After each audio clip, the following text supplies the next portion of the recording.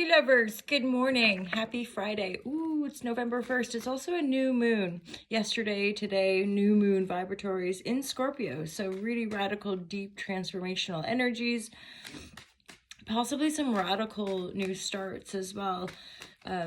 Big shifts, right, in our careers, in our personal lives, in our familial lives, just big dynamic changes. And with scorpionic energies, possibly just things coming out of the blue. So be mindful, look after yourselves.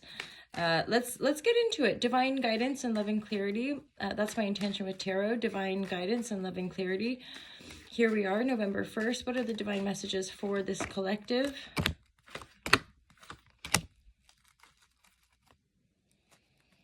This is like weighing up our options with regards to a happy home life and overcoming difficulty. Overcoming difficulty and challenges possibly around money, finances, or personal resources. And then there's something about looking at, some of you guys might be actually making a decision to move, and that includes moving the family. So like you might be looking at opportunities abroad, or, you know, opportunities in a different country, or maybe applying for work in a different country. And the part of the contemplation factor is the fact that you'd have to move the whole family, right, to wherever you might be applying for that work. There's a message coming in. Let's get a bit more clarity on that message. This is a message from a younger earth sign, again, possibly a child or a niece or a nephew, somebody younger. The message here is possibly about them having to let go of something, them having to walk away from something. They're in the reverse, so I'm sensing this person is maybe going through a bit of a difficult time, like they're having a hard time letting go of something, releasing something. You know, people talk about this stuff, oh, just let it go. Sometimes we say these things, but how do we actually do it, right? This is part of therapy and different healing modalities. People talk about cutting cord ceremonies because it's a real thing. We can just be going over things in our mind and not necessarily have the mental, emotional tools or spiritual tools to effectively release us from an attachment, right? Whether it's a person, place, thing. Don't worry, I just saw the Justice upright, like it will work itself out.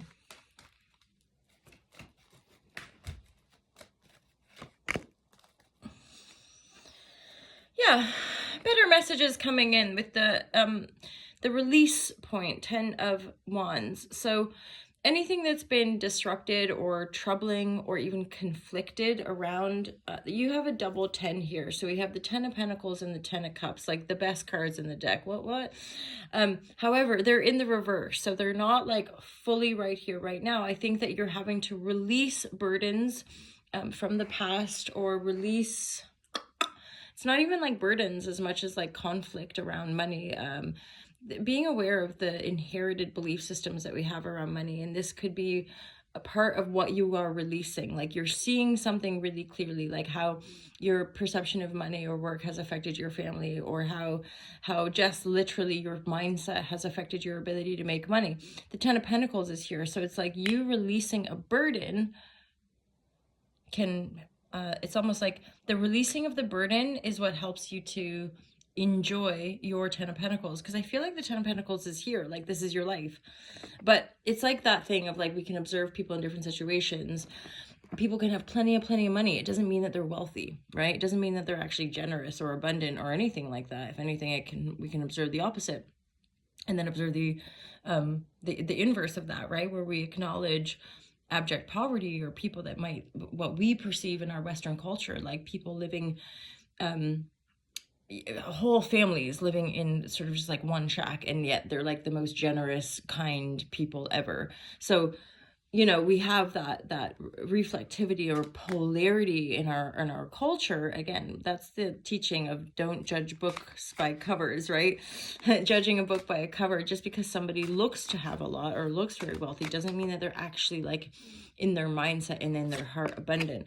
So this is like that. This is like, you have all the resources, you have all the money, you have all the support, but there's like a conflicted mindset that you're having to release energetically. Like life is really hard, or I have to work hard to survive, or this is burdensome energy. These are thought forms and energetics that weigh you down. So that's the discernment piece, right? Like noticing the things, the people, the environments, the food, whatever, that weigh us down. I think for some of you, you've already taken a new beginning. That's why you're contemplating in the Two of Wands. You're looking out at the horizon. You're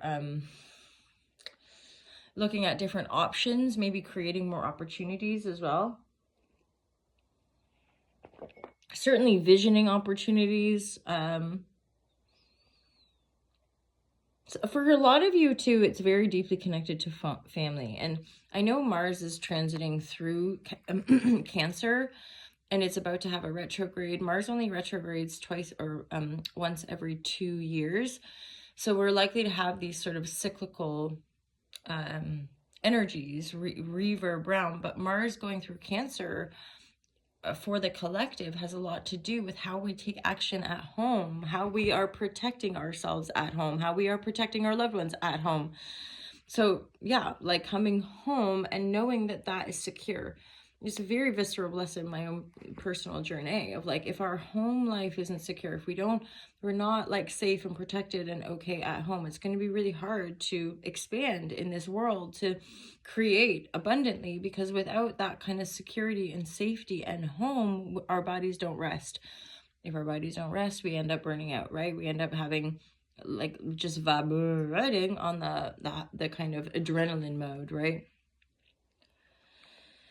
I mean, it's not that strong, but Chariot reverse would just be like, just chill, Winston, you know, like take time, have fun with some friends, like something as well, like just making sure we're having, or at least endeavoring to cultivate that sense of life balance.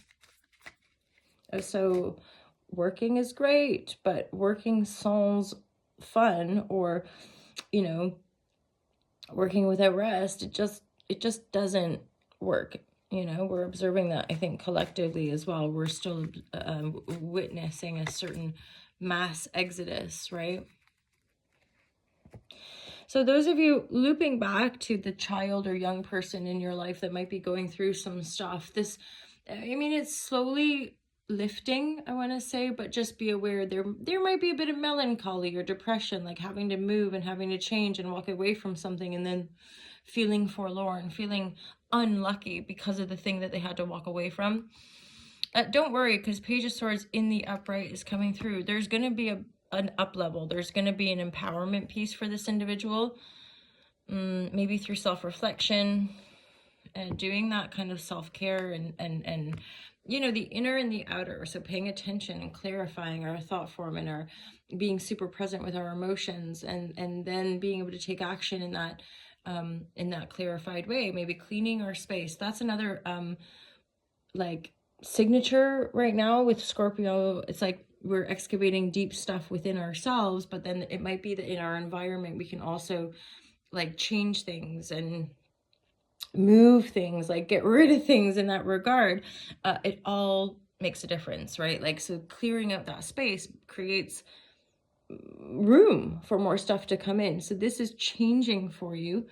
I keep seeing the Three of Cups. I would dare say, like, make sure you're having a nice time. Make sure you're going out and have some fun, my lovers. I know that can be kind of weirdly challenging, but it's definitely here, like having fun, frolicking about. That final message is here, my lovers, is embracing that change. And then some of you might be possibly like questioning relationship, or questioning I'm kind of sensing this as like questioning how you show up and how authentic it is. You might be relating to an aspect of self that feels like the one, right?